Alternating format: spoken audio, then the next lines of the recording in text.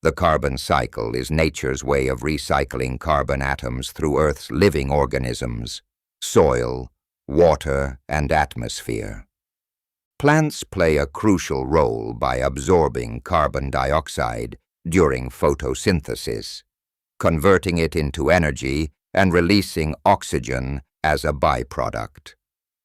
When plants and animals die, decomposers break down their remains, releasing carbon back into the soil and atmosphere. Oceans serve as massive carbon sinks, absorbing about 25% of human-produced carbon dioxide emissions. Human activities, particularly burning fossil fuels, have significantly impacted the natural carbon cycle, leading to increased atmospheric carbon dioxide levels.